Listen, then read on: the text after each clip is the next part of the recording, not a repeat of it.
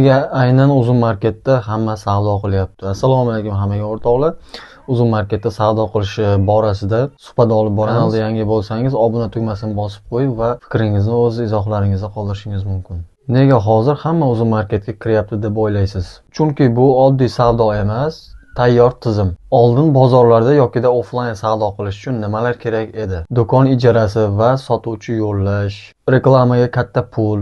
Endi esa Uzun marketda mahsulotni yuklaysiz va hammasi oson. Va birgina telefon orqali boshqarasiz. Yetkazib berish va sotuv, klient bilan ishlash va barchasini Uzun marketning o'zi qiladi. Eng kuchli tomoni, ular allaqachon millionlab mijoz yig'ib qo'ygan. Siz esa o'sha oqimga qo'shilsangiz, ya'ni siz mijoz qidirish bilan emas, sotuvni optimizatsiya qilish bilan shug'ullanasiz. Va bu yerda kim tez o'rganadi?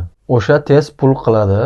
Agar siz ham Uzun marketda savdoni noldan boshlamoqchi bo'lsangiz, bizning kanalimizga obuna bo'lib qo'ying. Foydali videolarni o'tkazib yubormasligi uchun keyingi videolarda hammasini bosqichma-bosqich o'rgatib boraman va endi Uzun marketni boshlamoqchi bo'lgan yaqiningiz va do'stingiz bo'lsa, bu videolarni bemalol yuborib qo'yishingiz mumkin.